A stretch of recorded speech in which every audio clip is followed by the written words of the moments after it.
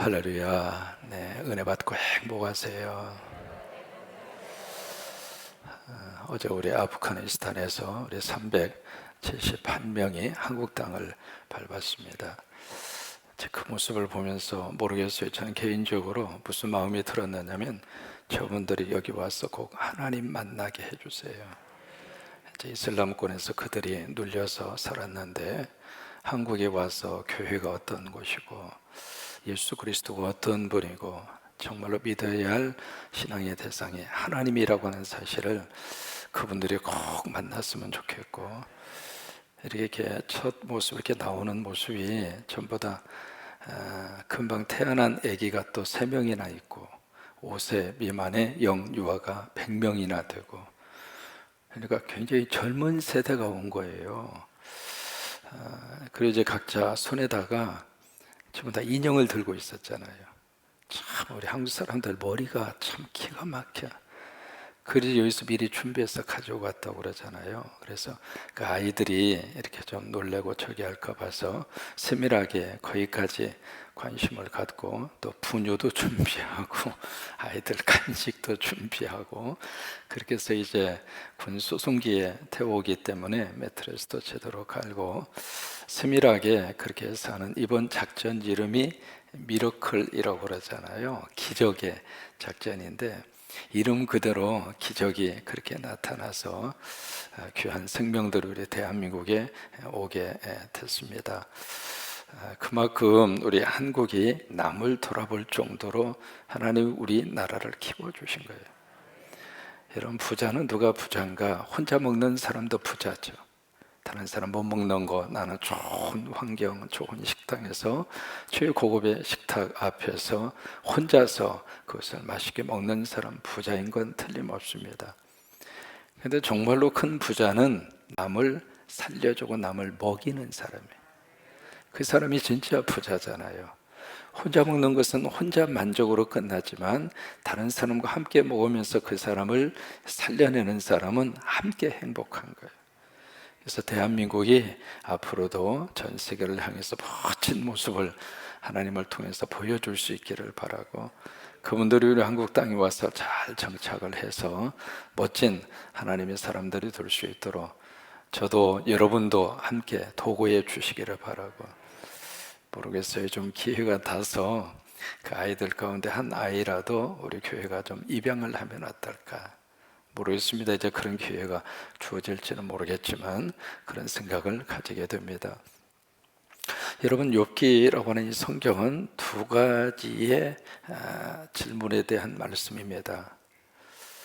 첫째는 우리가 예배하고 신앙생활을 하는데 과연 예배하고 신앙생활하는 이유가 뭐냐? 그 문제입니다. 두 번째는 이 욥기 속에 우리가 살면서 여러 가지 많은 어려움을 당하고 고난을 당하는데 이해되지 않고 생각하지도 못하는, 설명할 수 없는 고난이 있더라. 이 두 가지 문제입니다. 맨 처음에 이 욥기 시작이 될 때 사실 이 문제 때문에 시작이 됐거든요. 천상에서 회의가 벌어지잖아요. 하나님과 사탄 둘 사이에서 이 문제 가지고 막 서로 같이, 하나님은 욥이 나에게 예배하고 신앙생활하는 것은 나 때문에 그렇다. 그게 하나님의 주장입니다.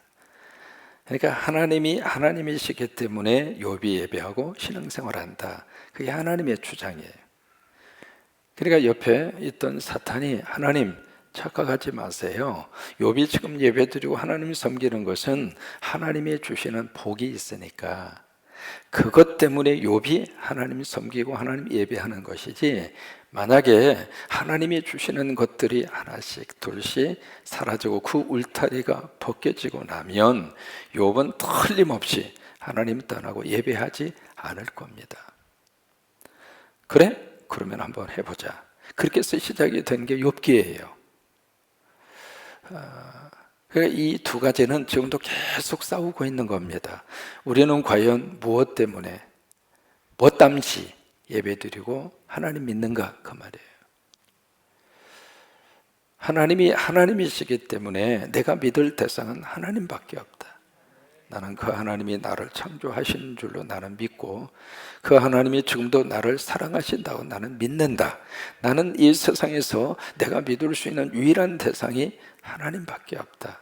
눈에 보이지 않지만 인격적으로 나와 함께 하시고 그리고 이 세상 떠나는 순간 내가 하나님의 곁으로 갈 것이고 하나님 나라를 우리는 믿고 산다. 나는 그 하나님 때문에 신앙생활하고 그 하나님 때문에 예배하고 그렇게 신앙생활을 하고 있는가? 아니면 내가 하나님 믿으면 하나님이 복을 주시고 하나님이 나를 건강하게 해주시고 하나님이 나를 지키시고 하나님이 나에게 베푸시는 뭔가 선물 보따리, 그 보따리 때문에 그것이 목적이 돼서 예배하고 하나님을 섬기는가? 이 두 가지는 계속 신앙생활하면서 오는 갈등입니다. 욥기는 그 두 가지 문제에 대해서 우리에게 질문합니다. 과연 예배하고 믿음 생활하는 목적이 뭐냐? 그 질문을 우리에게 제기하고 있는 것이 욥기입니다. 다음 두 번째는 여러 가지 많은 고난을 당하는데 이 고난이 과연 모두가 다 이해가 되는가? 어려운 일 여러분 당하셨을 때 내가 그래 어려운 일 당할 수밖에 없어. 나는 이렇게 고통당해도 싸. 그렇게 생각할 정도로 분명하게 뭔가 이해가 되고 설명이 되던가 이 말이에요. 물론 이제 그런 고난 많이 있습니다. 그러나 살다가 보면 아무리 생각해도 이해되지도 않고 설명할 수 없는 고난이 있을까요, 없을까요? 있더라 이 말이에요.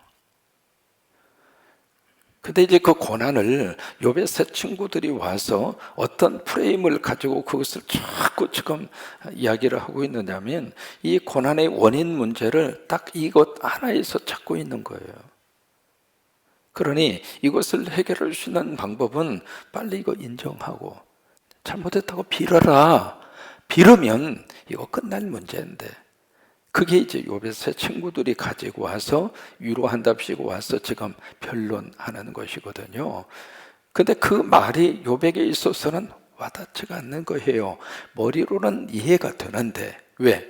죄 지어서 고난 당하는 케이스가 사실은 7, 80%니까 그게 사실은 더 많거든요. 일반적으로 모든 사람이 이 틀 속에서 벗어날 수는 없거든요. 그러니까 머리로는 이해가 되는데 욥의 경우에 있어서는 이게 아닌데 꼭 인생을 그렇게만 볼 수 있는 것은 아닌데 이제 그 문제입니다. 사모님이 계셨습니다. 목사님과 함께 사역을 하고 목회를 하시는데 정말 그 사모님이 헌신적으로 목회를 하시고 같이 사역을 하시고 그래서 이제 그 교회가 안정적으로 잘 이렇게 성장이 되고 그리고 목회도 사역도 행복했습니다. 어느 날 사모님이 직접 운전을 하시고 신방을 가시다가 차가 전복이 됩니다. 그리고 사모님이 세상을 떠났습니다. 갑작스럽게 세상을 떠나고 나니까 목사님도 어떻게 이것을 할 수 없는 현실이 되어버렸고 그렇게 해서 이제 장례식을 마친 다음에 사모님이 돌아가셨다고 하는 그 고통과 슬픔도 너무 받아들이기 힘들고 그것을 헤쳐나가기가 어려운데 그 목사님이 더 힘든 것이 있는 거예요. 뒤에서 막 수군거리는 거예요. 우리 사모님이 무슨 큰 죄를 지으셨길래 우리가 알지 못하는 큰 죄를 사모님이 지으셔서 벌 받아서 저렇게 사모님 가신 거라고. 사실 목사 입장으로서는요, 사모가 이 세상을 떠났다고 하는 그 고통과 눈물보다도 뒤에서 수군대는 교인들의 그 말이 더 견디기 힘든 거예요.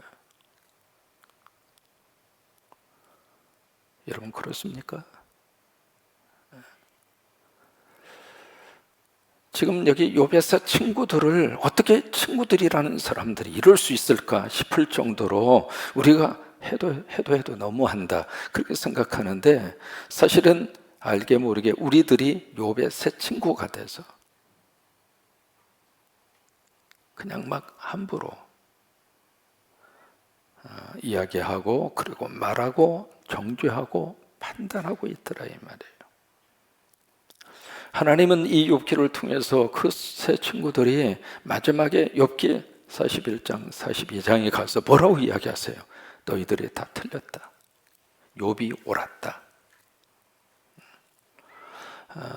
그러니까 욥기서를 읽으실 때 그 각도에서 욥기서를 읽으셔야 합니다. 지금 세 명의 친구들이 오늘까지 해서 세 번째까지 등장을 합니다. 첫 번째 나온 사람이 엘리바스, 두 번째가 빌닷, 오늘 제가 세 번째 소발이거든요.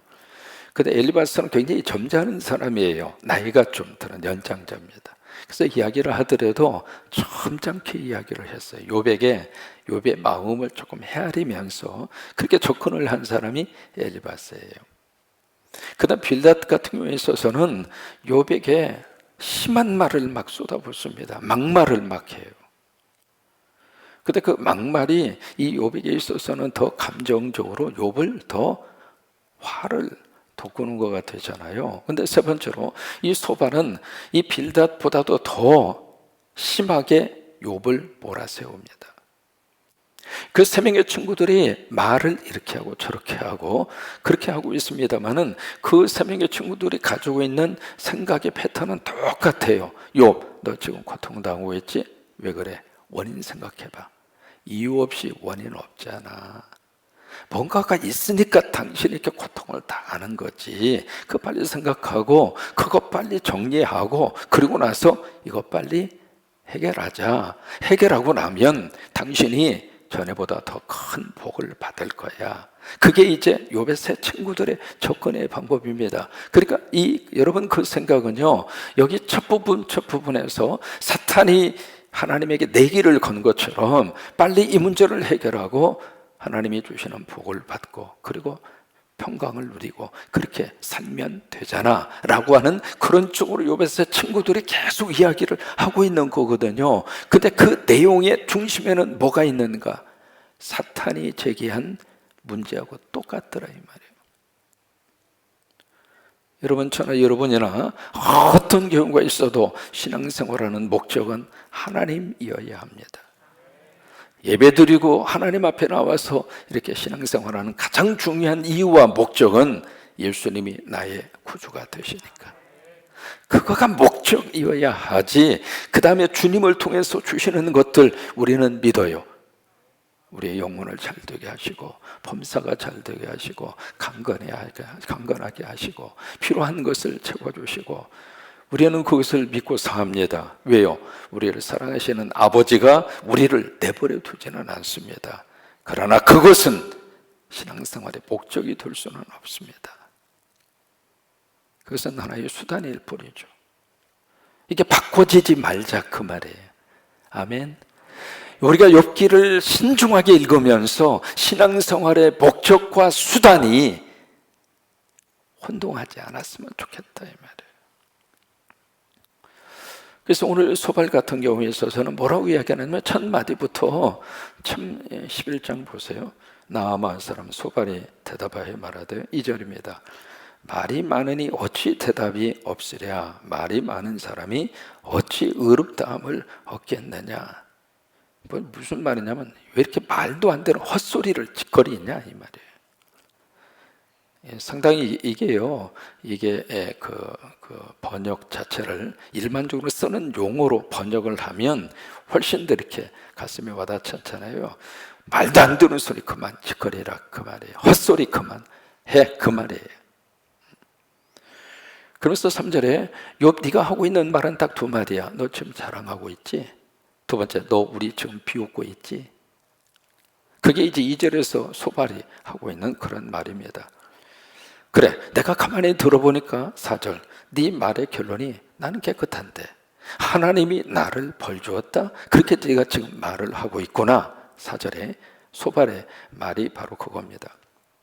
너는 이 벌을 받을 만한 아무런 잘못이 없는데 하나님의 잘못도 없는 너에게 지금 하나님께서 너에게 벌을 줬다고 네가 지금 말을 하고 있고 주장을 하고 있구나. 그 이야기예요. 그러면서 5절에 소발이 하고 있는 얘기입니다. 그래? 야, 네 스스로가 흠이 없다고, 네 스스로가 죄가 없다고 가당치도 않는 말 하지 마. 그 말 같지도 않는 말 하지 마. 그리고 두 번째는 네가 지금 하나님 앞에서 내가 죄가 없다, 내가 의롭다, 나는 깨끗하다 그렇게 이야기하고 있는데, 그렇다면 너 생각해 보자. 하나님의 지혜가 인간의 죄를 뛰어넘는데 그 하나님이 아무 죄도 없는 너를 벌 줄 이유가 뭐냐? 그러면 네 지혜가 하나님의 지혜보다 뛰어나냐? 네가 하나님보다 더 위냐? 그 이야기예요. 그래서 6절에 뭐라고 이야기를 하냐면, 네가 지금 받고 있는 이 벌은 네가 지은 죄에 비해서 세 발의 피야.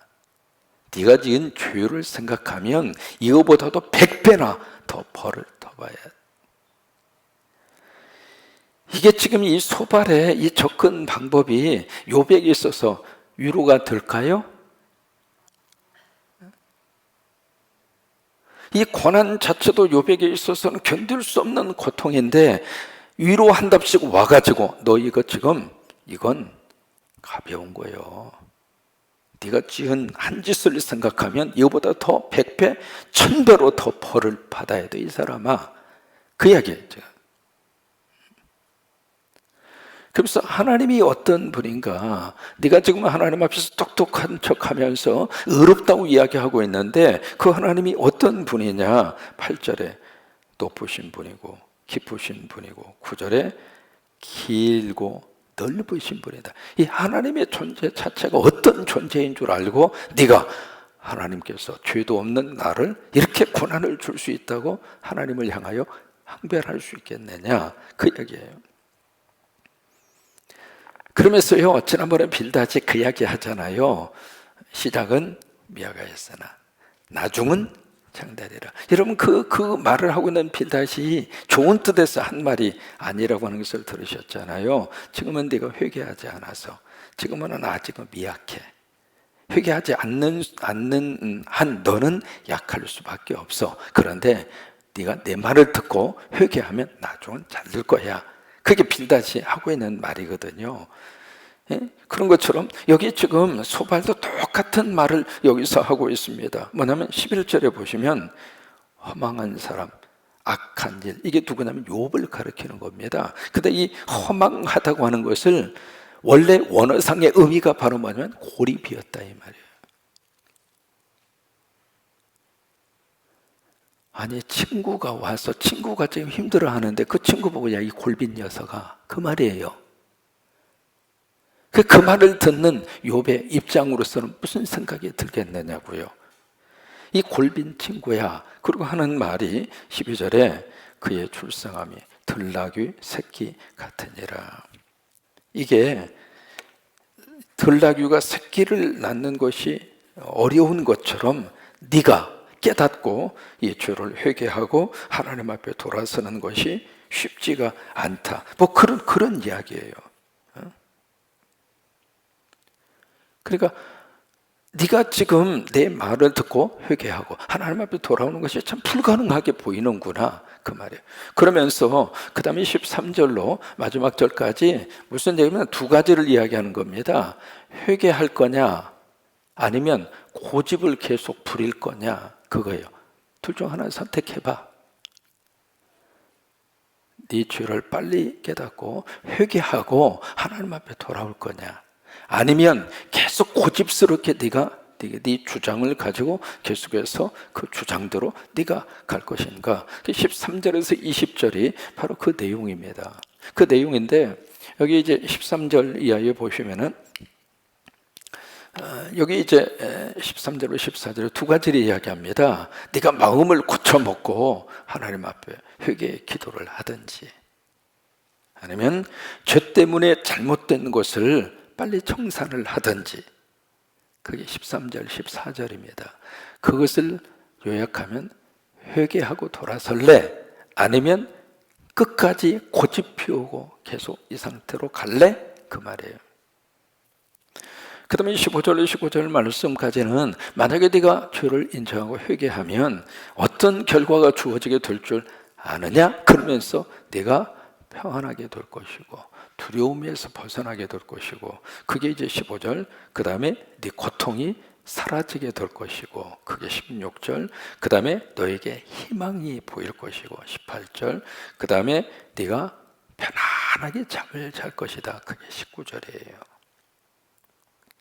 그런데 20절에 보시면은 그러나 그렇게 시작하잖아요. 만약에 고집스럽게 이 고집대로 그냥 쭉 네가 밀고 나가면 20절 어떤 결과가 나타나게 될 것인가? 너는 도망도 못 가고 쓸쓸하게 네 인생 끝장나고 말 거야. 그 이야기예요.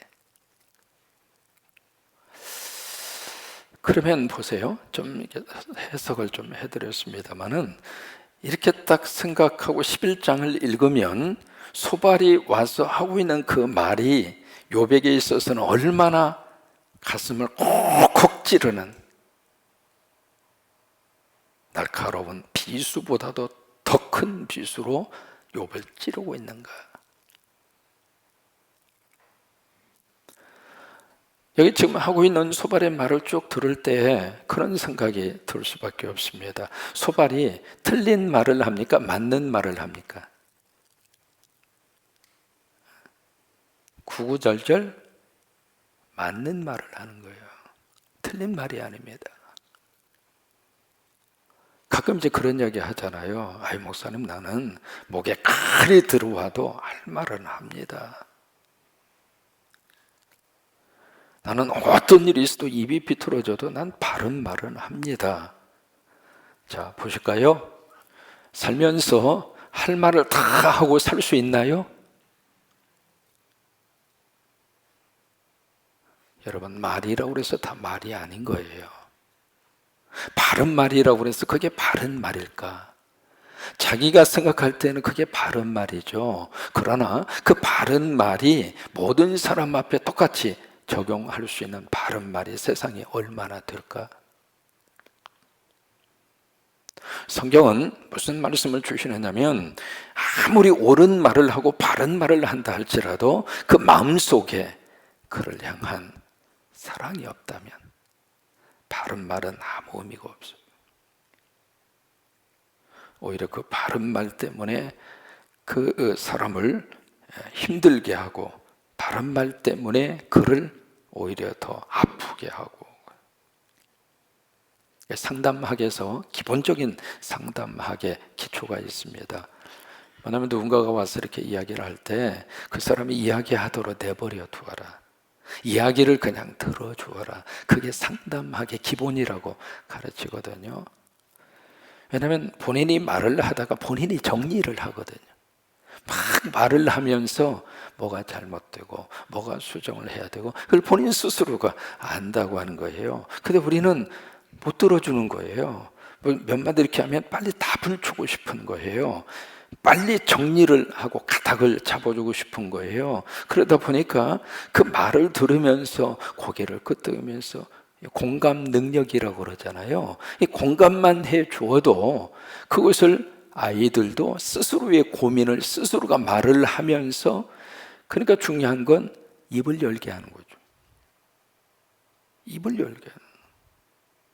어떻게 하면 이 사람이 입을 열까? 입을 열게 하는 가장 좋은 방법이 있잖아요.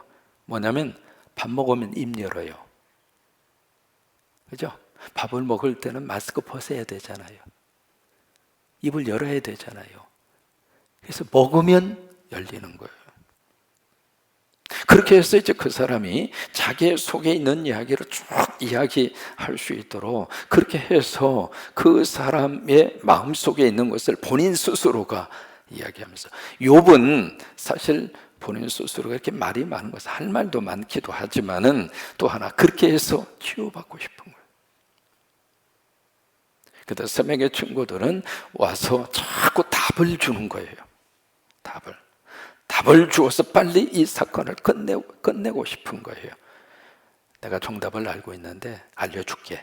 이대로 하면 이거 해결된다. 그러면서 이 세 친구들 와서 좀 이야기하래요. 이게요, 한 번 돌아갔잖아요. 엘리바스 빌다 소발이 11장까지 한 번 돌아갔거든요.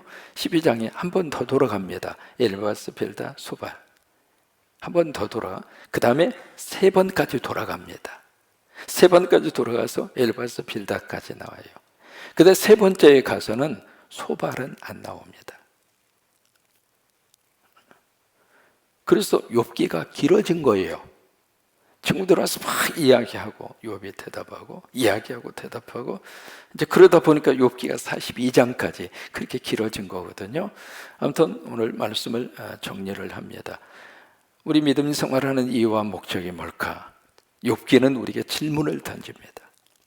두 번째, 사람이 살면서 여러 가지 많은 고난을 당하는데 그 고난 자체가 다 이해가 되고 다 해석이 되는 것은 아니다. 내가 납득할 수도 없고 이해할 수도 없는 고난이 인생 여정 가운데는 있더라 이 말이에요.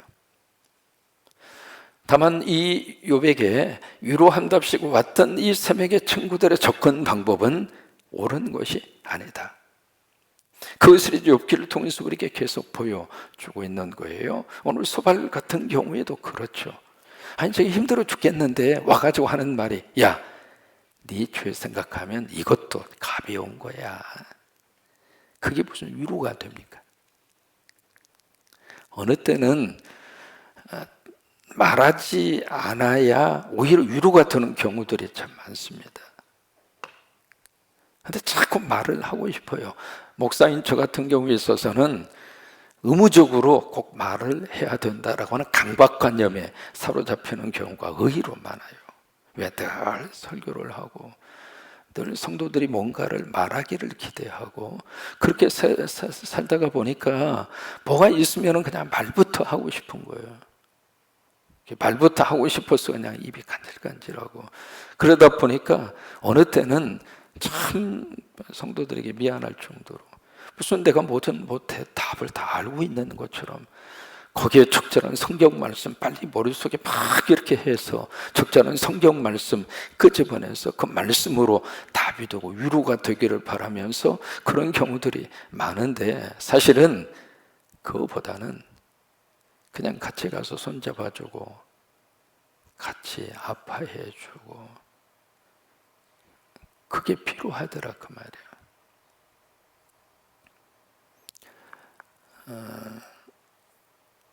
무슨 일이